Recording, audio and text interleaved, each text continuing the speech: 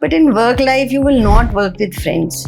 So try and develop a skill of working with people whom with you are not friends, okay? So you can deal with them professionally and you are able to see that you are doing your share and the other is doing theirs. Because ultimately that's going to come more handy than thinking that you're going to be working with a bunch of friends when you join industry.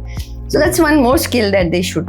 The people that you're gonna work in the workplace are going to be far more diverse than you can imagine.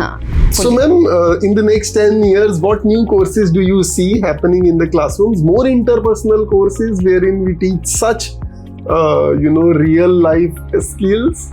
Or it's going to be more artificial intelligence and big data, or it's going to be a combination? Academic life is very flexible. Okay? Yeah. It gives you the most flexibility of doing what you like. You teach what you like, you research on what you like, okay, and you do what you like, okay. So if you ever think of academic career, let me tell you, okay, it's one of the best jobs going around, okay. An academic job. I hope ChatGPT will not tell us how we should go about doing this. Hopefully it will be able to tell us this also. How to deal with ChatGPT? How to deal with it.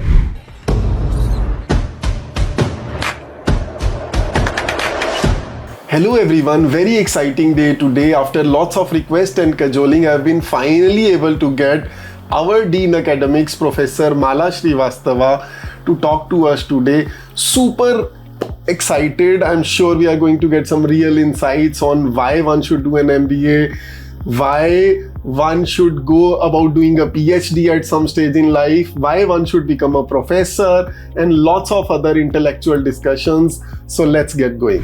बहुत सारी बातें करेंगे आपसे, but एक question मेरे दिमाग में आ रहा है कि why MBA? किसी को भी MBA क्यों करना चाहिए?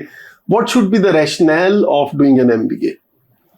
Actually, MBA is really actually a course which sort of builds not only skills, but the right attitude to do things. Okay?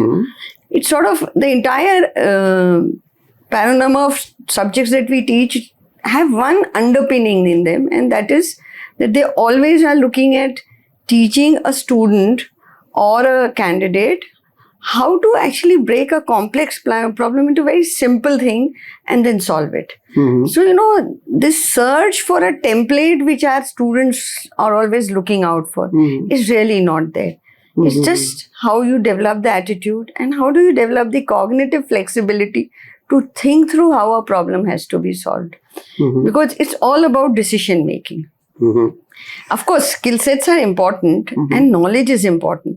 But how you apply it is perhaps much more important than anything else. The moment you're faced with a problem, how do you actually break it into smaller portions and then solve the different portions so that you come to a comprehensive solution at the end?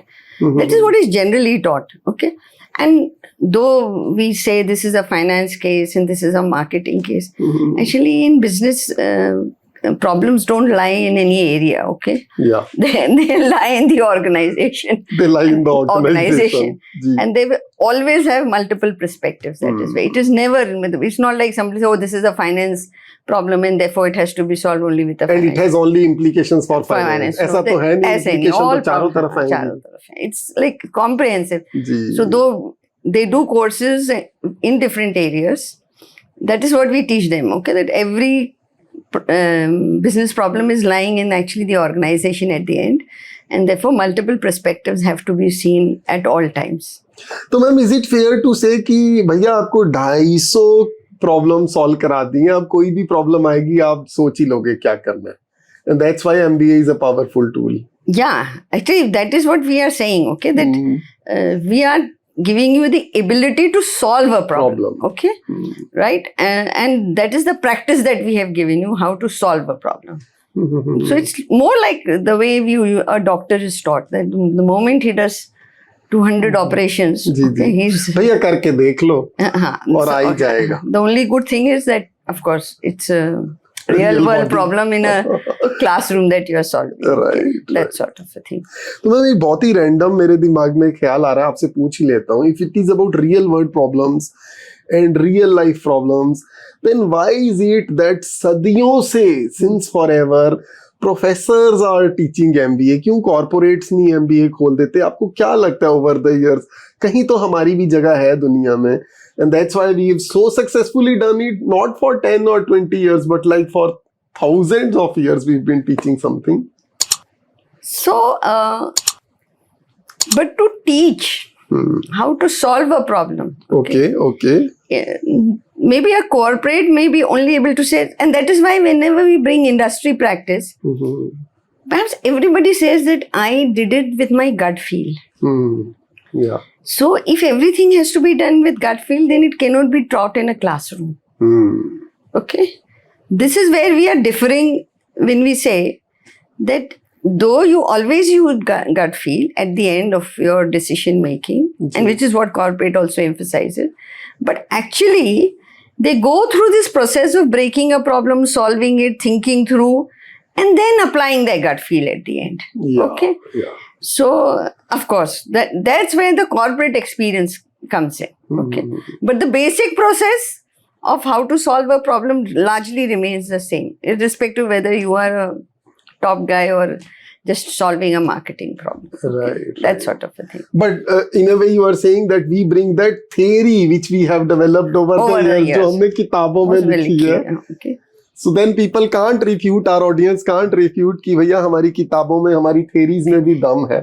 No, there's a lot of content on the theories. There's a lot of theoretical underpinnings that are used at the end of the day. That there is no doubt about that, and that is why industry practice is the only institute which thought that they will teach management the way medicine is taught. Okay, is XLRI. Okay.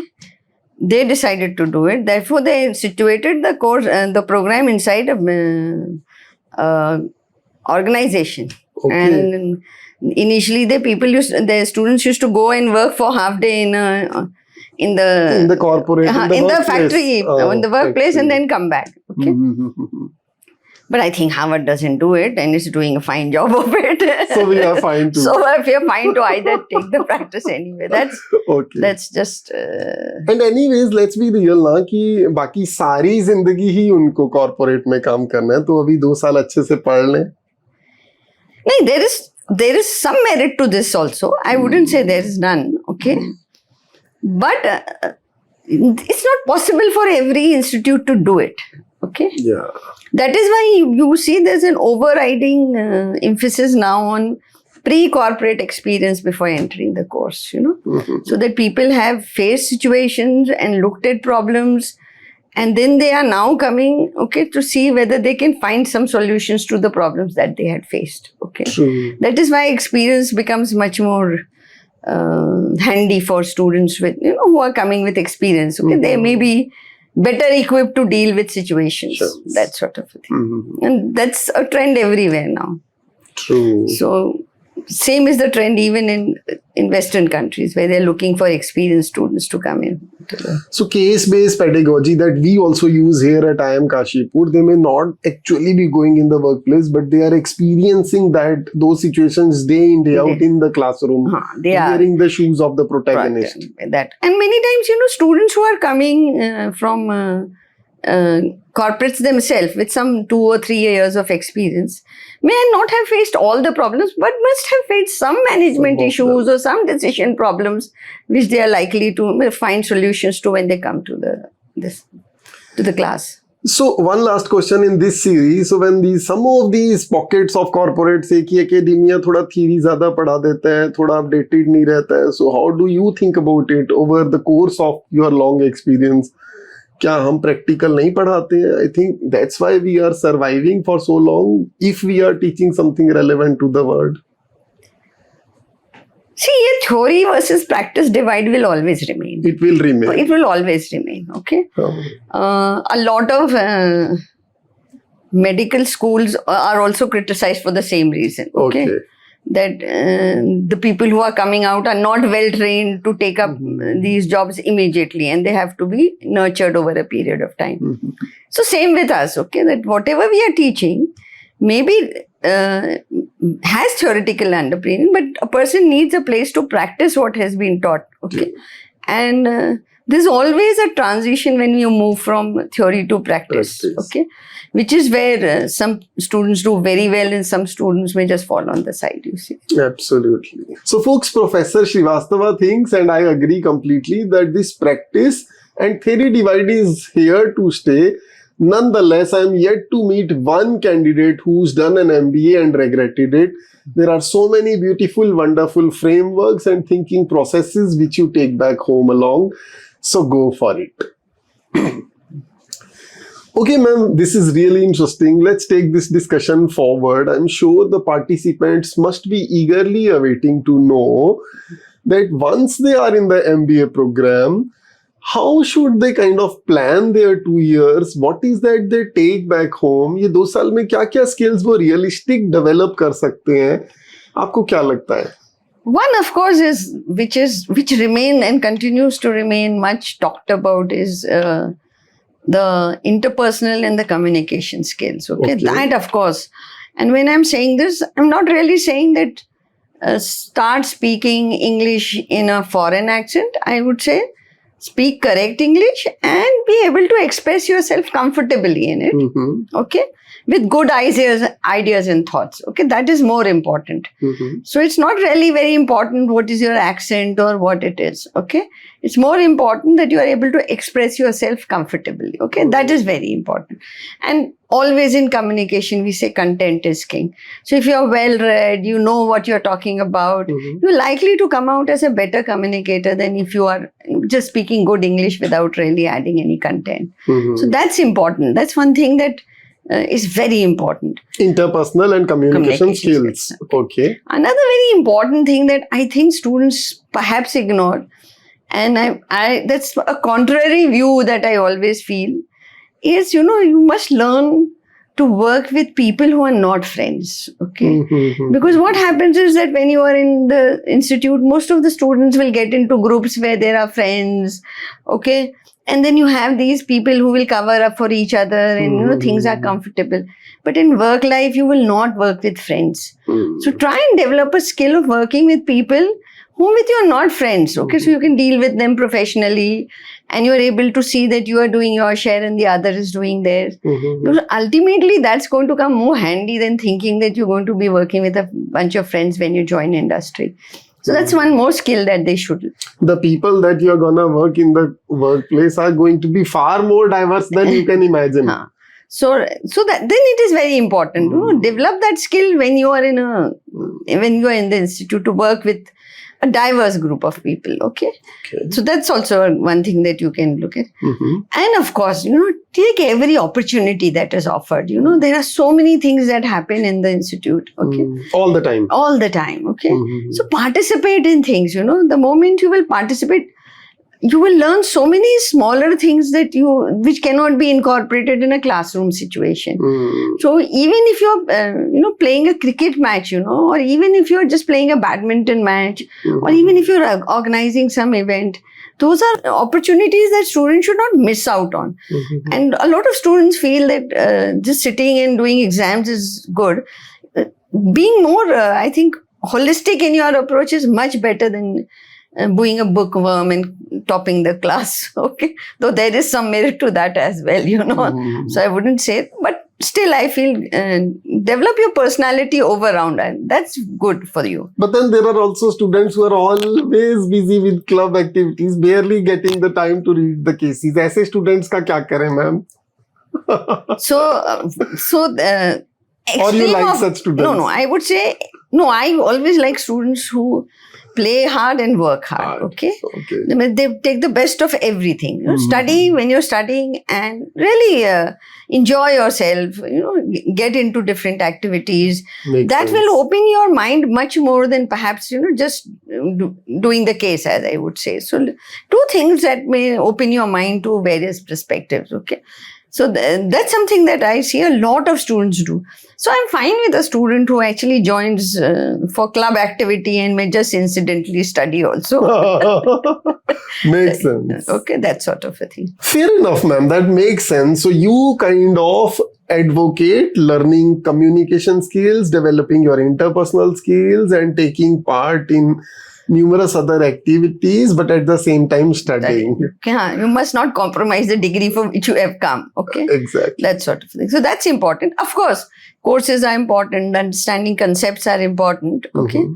But you may end up actually practicing some of these things while you are in a club activity or in a game activity. So why not do? Why not practice them in small amounts when you are looking at it this way? Exactly. Each of them gives you this opportunity to work with diverse set of people, and that's what you are going to do in real life. Okay, that's something. Achha, ma'am, what are the students? What kind of students? What kind of answers is that you are looking for when you are selecting? Because if you've taught for 28 years, that means you've been selecting candidates for the MBA program also for 28 years.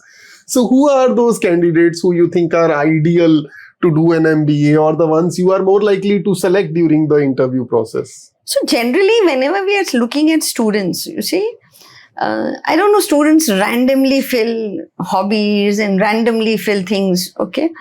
I think they should put a lot of thought in. So, like if somebody says photography is my hobby, and then end up saying that I do most of it on a mobile phone, okay?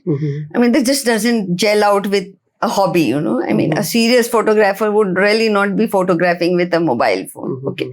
Would know something about cameras, would be able to say which is a good or a bad camera, things like this, or what about lenses. Similarly, if you're saying you have a reading habit, and you can't say that I read a book 3 years back, okay?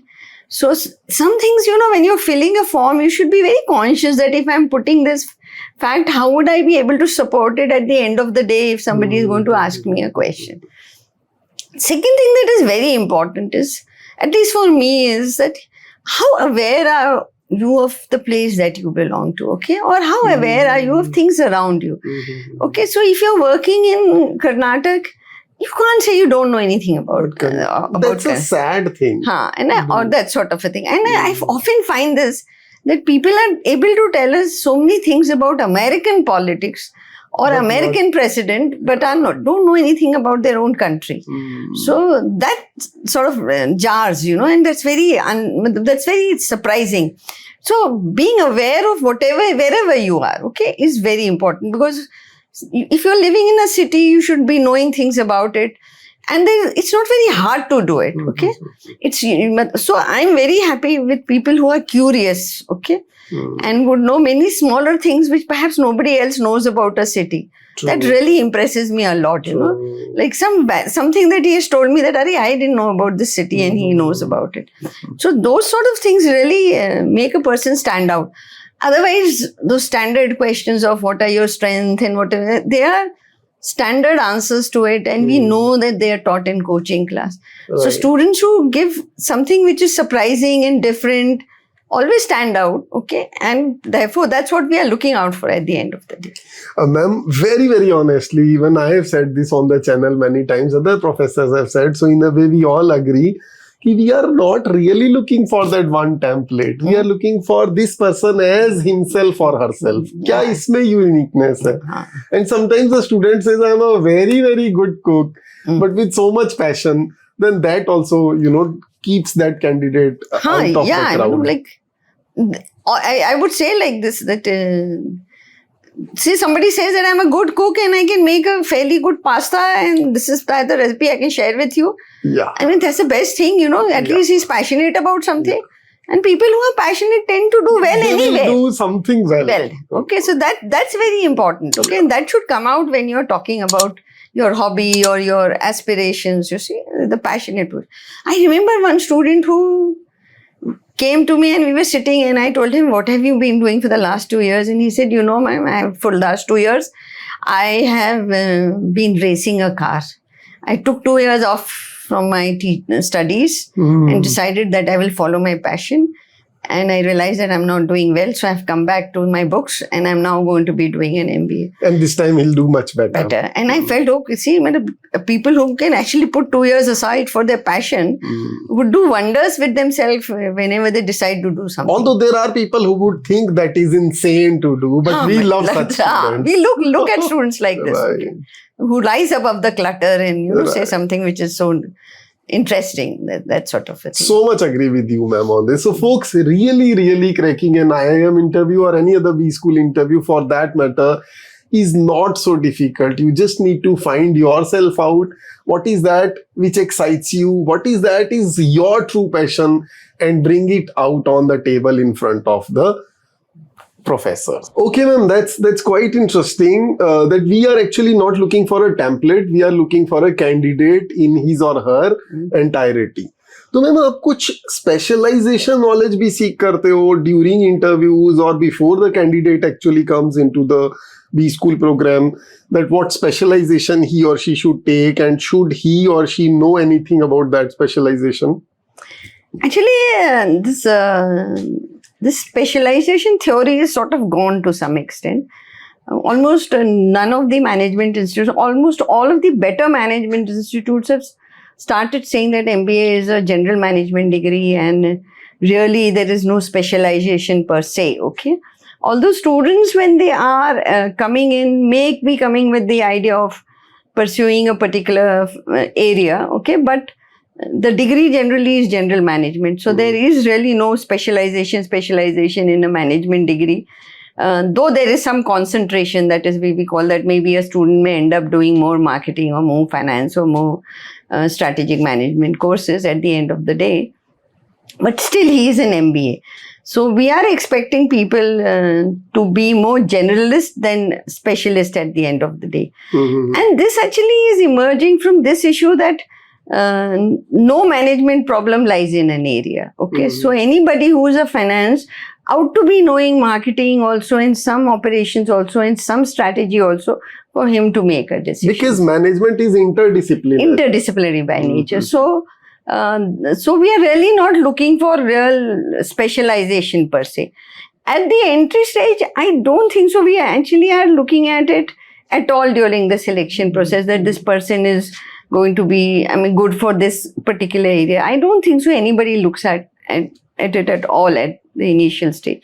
We are more looking at how the student will shape up over a period of time. So a lot of time we feel whenever you're looking at a student, we actually feel, oh, do I want to teach the student in my class? That's very important to see. Is he going to be receptive? Is he going to be open-minded? Will he be able to do things that we are going to be doing in the class? So a lot of people or a lot of faculty, when they're selecting, actually say, hey, do I want to see this student in my class? That's a question often people ask when they are looking at students. And that's our criteria of selecting or rejecting a student. How would he do in my class type? Which is a fairly good idea for us, okay? That sort of a thing. And at the end of the day, if I ask, what do you know about marketing? More often than not, the candidate says, I know Kotler. So how do you feel when candidates just say one word and that's Kotler? It's just being taught by someone, is it? No. Actually, see, of course, a lot of people say Kotler, and a lot of people say that 4 P's are given by Kotler, okay? Very few people. So it's very surprising when a student would say, though I know 4 P are in Kotler, but it was McCarthy who gave it, not Kotler who gave the concept actually, okay? So that's more interesting for us. That means you know the things behind it than just reading in a book. But therefore, we cannot discount Kotler. He is the god of marketing as far as all marketing professionals are concerned. His contributions to theory is immense, okay? That you can't... He actually has made... Though, of course, I firmly believe marketing is all common sense, okay? But he's brought a lot of theory into this common sense, okay? So that way, you can't discount him. But still, and when you're looking at specialization, a lot of times I feel, rather than doing all marketing or all finance courses, students should actually pick up some of each from the basket, okay? And why? Because then you will become a better manager than if you just do something in concentration and do a lot of it. Right. Your perspective will be much better that way, okay? Right. That's something which students miss out.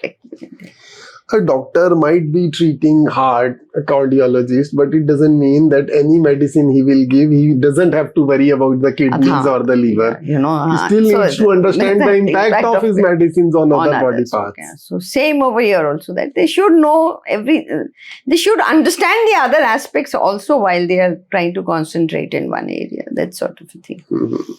So much about the students. Ma'am, tell us something about the life of a professor. 28 years. If I were not a professor, till the time I was not one, I would imagine these are the most boring guys who just study books. ऐसा ही होता है या कैसा होता है, बताइए जरा ma'am.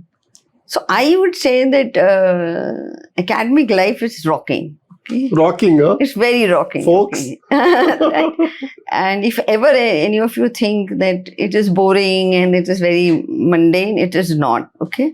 I have had a very beautiful experience of teaching.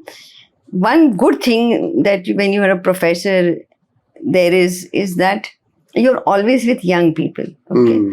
So you know what's happening in young people's life. Okay. And their minds. Okay. And you know the latest lingo, you know the latest fashion, you know everything that is happening in young people's life. So that really keeps you young. One.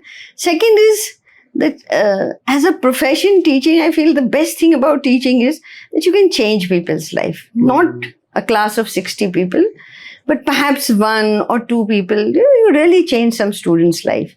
And that's very, that's where you feel that, okay, you at least have changed one person or two people's life. And that's our contribution as a teacher. Okay. So that's also something very, very important perhaps to me. And third is that academic life is very flexible. Okay. Yeah. It gives you the most flexibility of doing what you like. You teach what you like, you research on what you like, okay? And you do what you like, okay? So if you ever think of academic career, let me tell you, okay? It's one of the best jobs going around, okay? An academic job.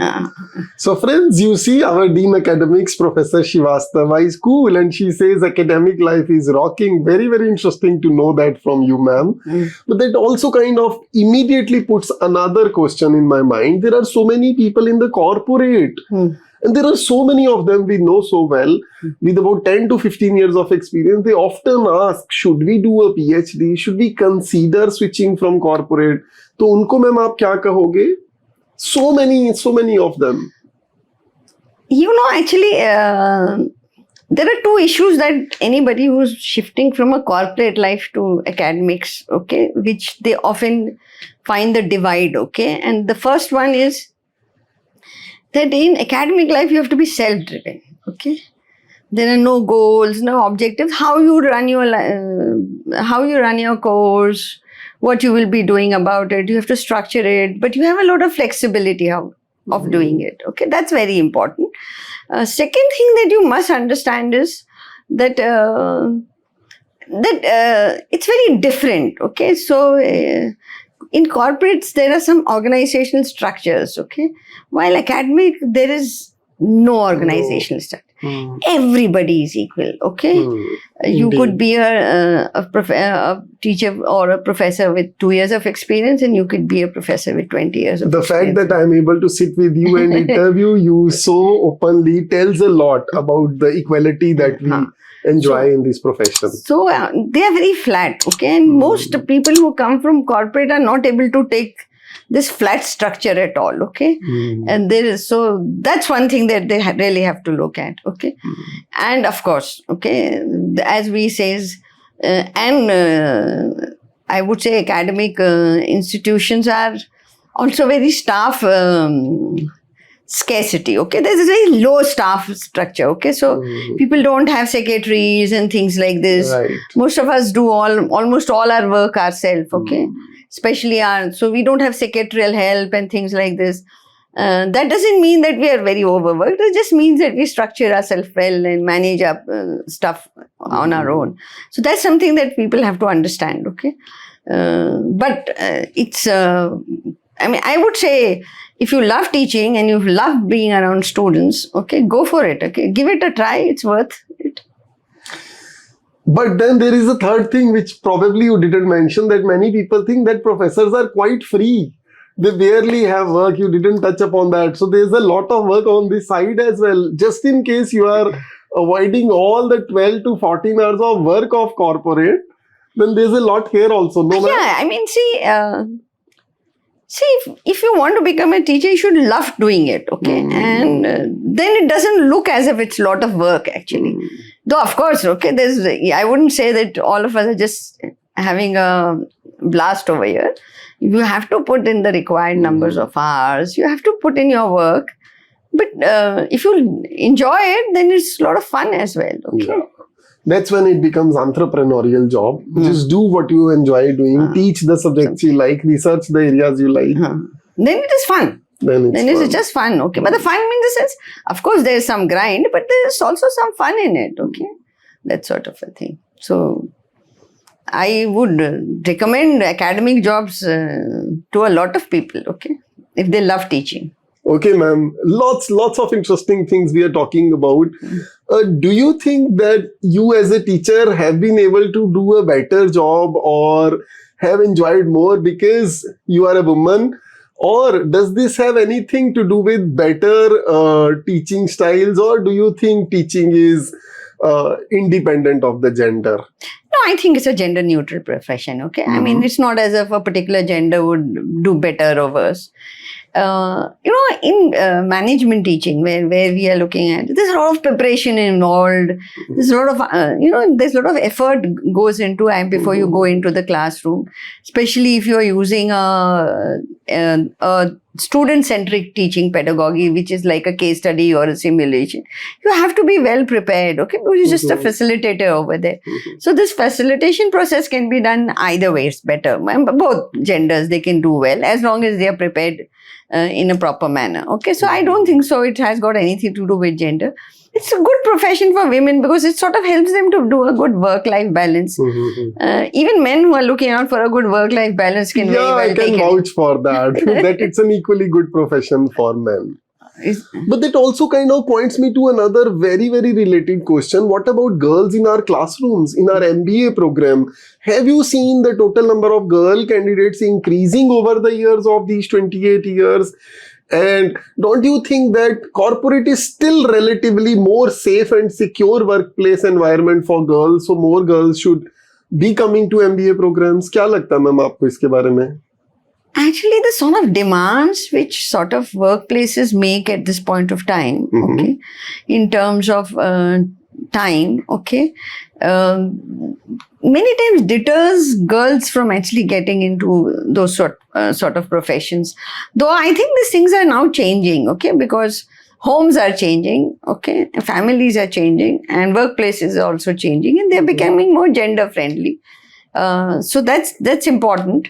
But still, okay, if you are looking for a good family life and work life, maybe it may be a really challenging thing for a girl, okay, who has to take the role of both the roles, okay, taking care of the family as well as going out to work. Challenging but fulfilling, isn't it? So some years back, I actually read, okay, and I was reading this very beautiful article that what happened to the class of, I think, some class of MBA, what happened to the girls of that class. And they tracked 5 of them, okay, and all of them were doing well in their work life, okay. But they all had one thing to say, and which was very common, okay, and which was that they had their respective parents and in-laws helping out with the kids, okay, and that is why they could achieve what they actually were able to achieve at the end of the day. So that continues to be a constraint for girls, okay. So with more family support, our girls can shine a lot more in the corporate world. That is true, okay. They would require a lot of family support. Exactly. But that would be true for men also, I think. Okay, if they want to do well, okay, they do need they also require family support, okay. At the end of the day, it's not. Well, I don't want all the audience of my channel to start hating me right away, but we can still avoid homework. Many a times we can escape it, and we can conveniently go out and start doing work and just say, okay, look after the home, but not all the women may have that luxury. No. But I hope this is changing over a period of time. Okay. Yeah. I hope we can actually inculcate this in our courses actually. Perhaps training men also to understand that at the end of the day, they have a role to play at home. They have a role to play at home as well. Okay, so that should be. Maybe we could look at some. I'm sure men are changing, but I hope. So, ma'am, in the next 10 years, what new courses do you see happening in the classrooms? More interpersonal courses wherein we teach such, real life skills? Or it's going to be more artificial intelligence and big data, or it's going to be a combination? Technology, of course, will always have its play, and technology will always keep changing. So today we have ChatGPT, tomorrow we'll have something else to cope with. Okay, so that's not going to change too much. Okay, I mean that change is going to happen is not going to change too much. Okay. However, you cannot discount for this fact that ultimately management is all about human beings and how you're dealing with them. Okay, so you can't discount the interpersonal skill and communication and passion, and all these will continue to be a part of becoming a better leader. We can never avoid those. And I'm sure वो 20 साल पहले भी पढ़ाई जाती थी और वो 20 साल बाद भी It will always remain relevant. Okay? It will always remain relevant. But ma'am, since you said ChatGPT, I'm always scared now since the last 1 or 2 years कि students ने copy तो नहीं मार लिया होगा, cheating तो नहीं कर ली होगी. ChatGPT has made it so much more easy to do cheating. सबको अलग-अलग आंसर लिख के देता है. So how is our evaluation going to change in the years to come? क्या हमें different models evolve करने चाहिए? Yes or no at this point in time with such a big technological change? You will have to. Okay, I mean, you see, the thing is that if you're getting somebody else to think through your answer, okay, right, and it can, of course, modify the answers for different people. Okay, that's going to be a big challenge for us. Okay, how to deal with it? How do we? And is going back to a paper pencil exam, okay, with no internet access, no nothing, okay, may become the rule of the game after some time. Okay, so those are some challenges which we are still grappling with at this point of time. And I hope ChatGPT will not tell us how we should go about doing this. Hopefully it will be able to tell us this also.